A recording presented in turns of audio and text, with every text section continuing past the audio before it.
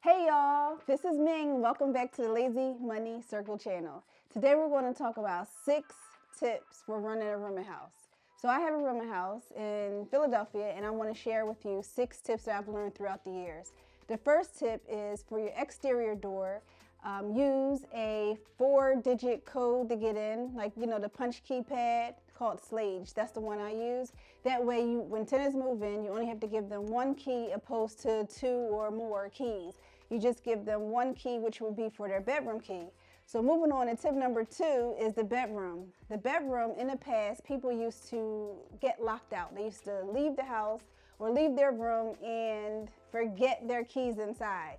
So guess what I did? I came up with a system so now that they absolutely cannot do that. What happens is I put a tumbler on top and just a closet knob on the bottom. So they just have to remember to bring the key for the tumbler. Actually, they don't even have to remember because you can't lock the door unless you use the key to turn the tumbler to lock it. So this way, they'll never ever get locked outside of their room. So that decreases the amount of calls and people have to come, maintenance, or whatever your agreement is. For some of the single family houses that I own, the agreement is they have to hire their own locksmith, but you might have a different leasing clause for a rooming house because they're on a minimum budget and it's a whole different population. So anyway, getting back to the third tip is no access to the basement because you don't want people to move in and out and leave so much junk or clutter into your basement. So you never want to have access to the basement.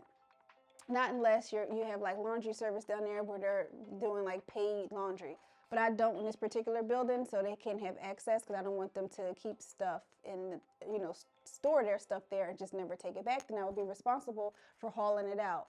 Also, I want to bring up, people have a tendency to want to clutter up all the common spaces if you allow it. So make sure that you never allow people to leave their personal belongings in any of the common areas, meaning the kitchen. Besides, they can leave like pots and pans, obviously, but don't allow them to clutter up other areas like the hallways because that's a fall risk, a tripping hazard.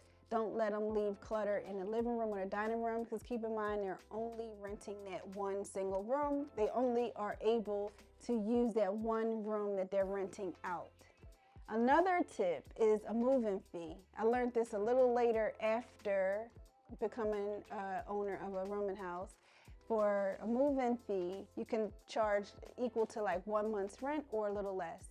Honestly, I only charge like $300 for a move-in fee because this population is on a budget, like I said, and they only get maybe SSI or they're getting, some of them get funding from the VA or funding from other mental health providers, but they might not have a budget in there for a lot of money per month. So we'll talk about that a little later. But just so you know, always have a move-in fee that's non-refundable for a rooming house.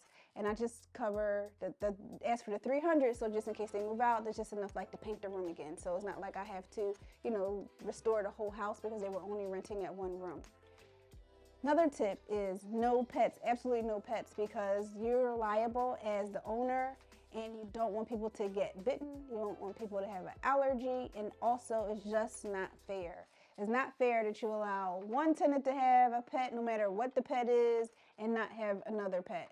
The last tip I want to talk about is the referral source. The referral source is so important in a rooming house because you want to make sure all of the characters and all of the tenants get along. That's very important to avoid landlord-tenant court, to avoid headaches, and to make everything run smoothly.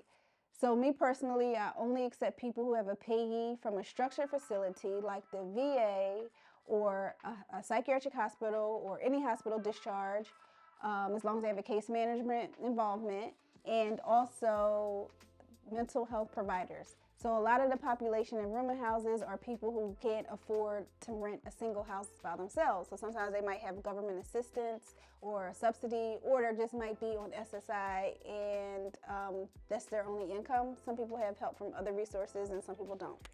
However, they're all on a limited resource of money.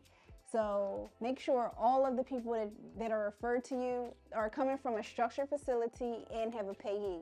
Payee meaning they're not responsible themselves for paying you each month, but the case manager is, or the actual structural facility is responsible for paying you direct deposit or check every single month, so that way you never have to chase down anybody for rent money. So that's the beauty of the rooming house. If you have it structured properly, it'll never be a headache because you have the automatic payments every single month. Check, that's done. And you also have the case management involvement between you and the tenant, acting as a liaison between you and the tenant, so you never have to deal with people who aren't a good fit. If it's not a good fit, you just ask the case manager to remove them, and you never have to go to landlord-tenant court to get them out. So those are my 6 tips for running a rooming house. See y'all. Bye-bye.